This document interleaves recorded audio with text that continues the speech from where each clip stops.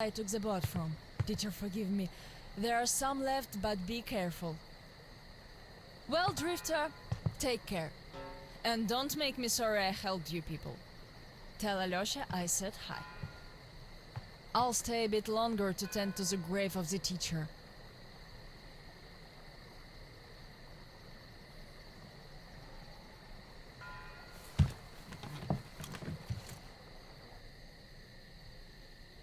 Decided to relax a bit before the trip. That's a good idea.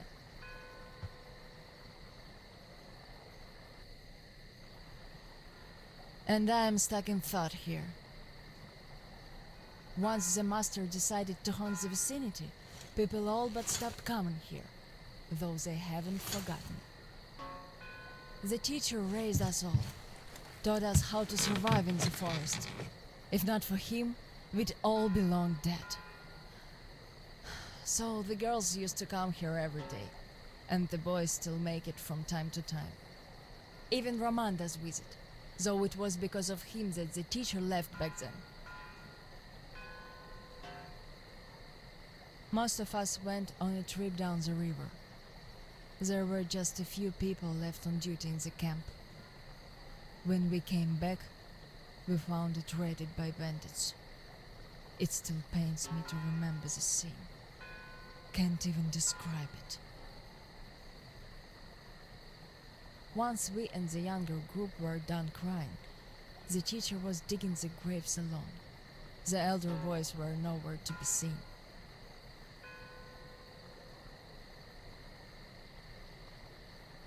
We helped the teacher with burying ours.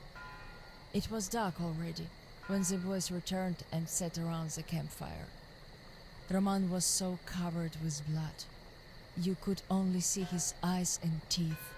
Then they started talking. Tracking was easy. The bandits didn't even try covering their tracks. So the boys waited till they all got drunk in their camp and shot them with bows.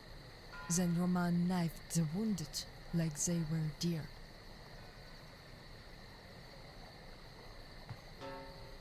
The teacher just sat there listening. I can still see his chin tremble. And he didn't say anything at all.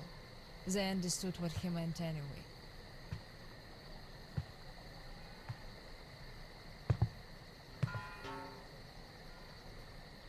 Come morning, he was gone. To this church. At first he wouldn't speak to anyone, but us girls kept checking up on him, just to bring him some berries, or ask for advice, and gradually he started speaking to us. Still he was like a different man, so distant.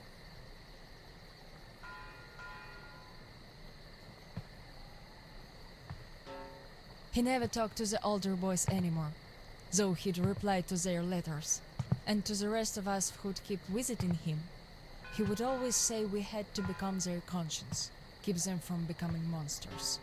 But how do you do that? And they didn't stop at that either. Started calling themselves pirates, made the floated lumber mill in the swamp their private HQ. Then they started hanging bandits from the posts, calling them musts. One day they took about 10 bandits alive and used them to test all the boys. Made them kill the bastards. None of ours could do it. And they all got called cowards for that. And then got ostracized. That's how the pioneers came to be.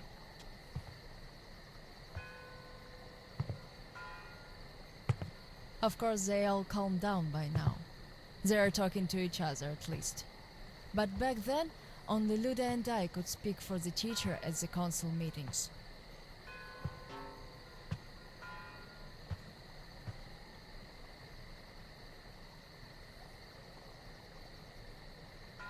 In the end, Luda and a few boys just couldn't take it anymore and left. I wonder if they found a better place to live. I still keep checking the radio hoping to hear from them.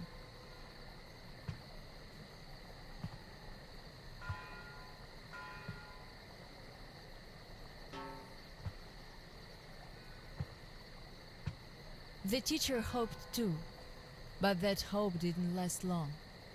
They left in July, and in September he shot himself. That seemed to get through to Roman. He got calmer. Some of the elder guys went over to the pioneers. After all, the important thing is that we stay together. So now I have an important voice at the council. 'Cause I can kick ass if they don't listen. And not just because they're not supposed to hurt girls. A fair fight is a fair fight. Thing is, the only one I lost to in a fair fight was Roman. And even then, I gave him a blue eye he had to wear for a week. That earned his respect. The one I had the most trouble with was the Admiral. He was Roman's right-hand man. Wouldn't leave the lumber mill no matter what. Kept saying we must defend it if we don't want the mutants to eat the whole valley. But the radiation levels kept climbing there. Roman checked it with the counter himself. So at one council meeting, Roman and our instructors had everyone vote against the Admiral, and the pirates went on to build a new fort near the shore, where it's still okay to stay. The Admiral would have none of that, so he and his most hardcore flunkies stayed at the mill. I never heard from them again. Radiation's not to be played with. The teacher didn't warn us all for nothing. So now, without the Admiral, there is nobody who'd dare give me any trouble in the council. I'll put a leash on them tonight, all right. Don't you worry. I just need some time to gather my thoughts. I don't like politics, really. You could listen to the teacher's diary if you like. He kept recording it, as if he knew. Yes, I must have heard it 100 times already, and still, we let him down. We really did.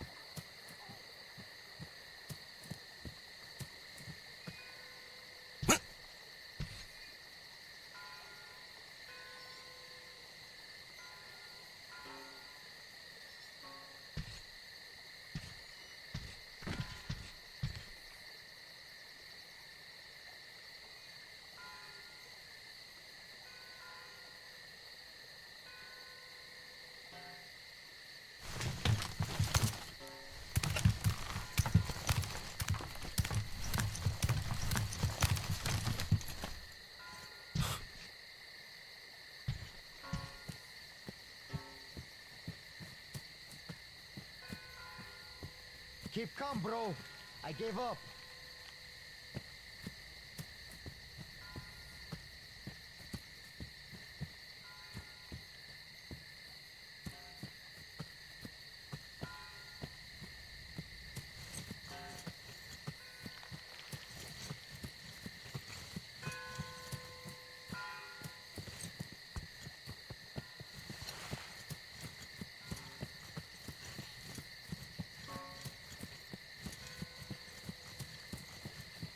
Just keep cool. I gave up.